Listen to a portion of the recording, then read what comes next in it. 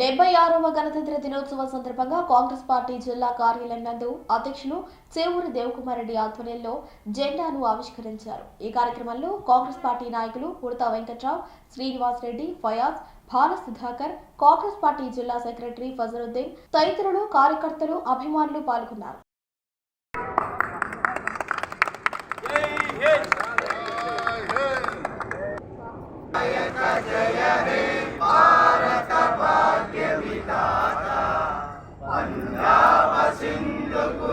డెబ్బై 76వ గణతంత్ర దినోత్సవ సందర్భంగా కాంగ్రెస్ పార్టీ జిల్లా కార్యాలయం నందు అధ్యక్షులు చేవూరి దేవకుమార్ రెడ్డి ఆధ్వర్యంలో జెండాను ఆవిష్కరించారు. ఈ కార్యక్రమంలో కాంగ్రెస్ పార్టీ నాయకులు ఉడతా వెంకట్రావు, శ్రీనివాస్ రెడ్డి, ఫయాజ్, భాల సుధాకర్, కాంగ్రెస్ పార్టీ జిల్లా సెక్రటరీ ఫజలుద్దీన్ తదితరులు, కార్యకర్తలు, అభిమానులు పాల్గొన్నారు.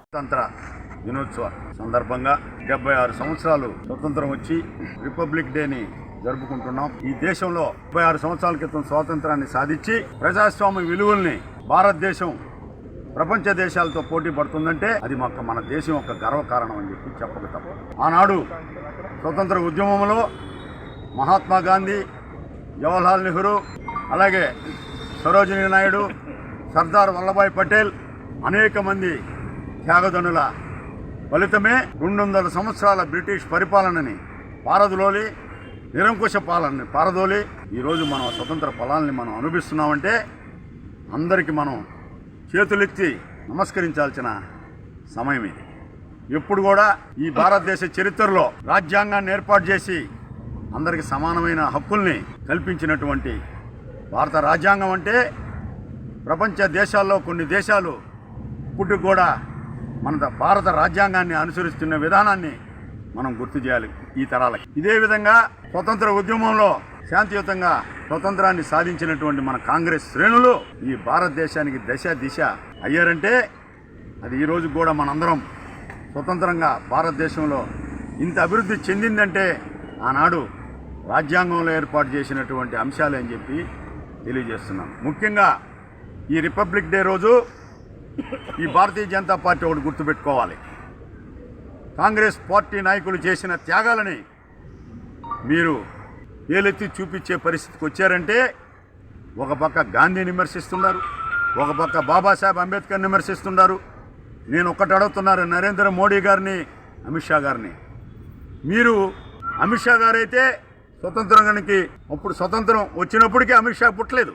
మోడీ గారు కూడా పుట్టాడో లేదో తెలియదు. 75 సంవత్సరాలంటే ఇది 76వ సంవత్సరం, ఆయన కూడా పుట్టలేదు. వీళ్ళు స్వతంత్రం గురించి, గాంధీని గురించి, భారత రాజ్యాంగ నిర్మాత బాబాసాహెబ్ అంబేద్కర్ గురించి మాట్లాడుతున్నారంటే ఇంతకన్నా సిగ్గుచేటైన విషయం మరొకటి ఉందని చెప్పి నేను మనం చేస్తాను. భారతదేశ ప్రజలు అది గమనించాలి. ఈ భారతదేశం ఈరోజు నువ్వు పరిపాలించినటువంటి 10 సంవత్సరాలు అభివృద్ధి చెందలేదు.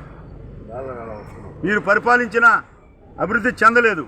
మీ పరిపాలనతో సామాన్యుడు కుదేలై ఎన్నో అంశాల మీద మీకు నిరసనలు వ్యక్తమైన విషయాన్ని మీరు గుర్తుపెట్టుకోండి. ప్రజలను మభ్య పెడుతున్నారు, ప్రజల్ని అపోహలకి దారి మళ్లిస్తున్నారు. ఈయన మిమ్మల్ని పార్లమెంట్లో ఏదన్నా అడగతారని మిమ్మల్ని దారి మళ్లించి భారత రాజ్యాంగం మీదో, గాంధీ గారి మీదో దృష్టి మళ్లిస్తే వీళ్ళు మనల్ని క్వశ్చన్ చేయకుండా ఆ అంశాల మీద ఫోకస్ చేస్తారని ఒక దురుద్దేశంతో చేసేటటువంటి రాజకీయ ఎత్తుగడ తప్ప మీ అంతరాత్మకు తెలుసు గాంధీ ఏం చేశాడో, బాబాసాహెబ్ అంబేద్కర్ చేశాడు. బాబాసాహెబ్ అంబేద్కర్ ఒక కులానికి నాయకుడు కాదు. ఈ భారతదేశంలో కులాలకి, మతాలకి అతీతంగా రాజ్యాంగాన్ని ఏర్పాటు చేశాడు. ఈరోజు కూడా ఆ రాజ్యాంగ ఫలాలే ఈరోజు మనందరం కూడా అనుభవిస్తున్నాం. ప్రజాస్వామ్య దేశంలో ఇంత పెద్ద సుశాలమైన భారతదేశంలో మనం ఈ ఫలాలను అనుభవిస్తున్నామంటే ప్రతి ఒక్క పౌరుడికి ఈ ఫలాలు అందుతున్నాయి. వాక్ స్వాతంత్రం ఉందంటే ఆనాడు రాజ్యాంగంలో ఏర్పరిచినటువంటి పొందుపరిచినటువంటి అంశాలని చెప్పి చెప్పక తప్పదు. రాజ్యాంగాన్ని ఎంతో పరిరక్షించవలసిన అవసరం ఎంతనా ఉంది. రాజ్యాంగం తూట్లు పొడిచే పరిస్థితి ఈరోజు బీజేపీ ప్రభుత్వం చేస్తుంది. అందరూ కూడా దేశవ్యాప్తంగా కూడా రాజ్యాంగాన్ని మనం రక్షించుకొని అందరూ కూడా పేరున మహానుభావం తలుచుకోవాలని మనస్ఫూర్తిగా కోరుకుంటున్నాను.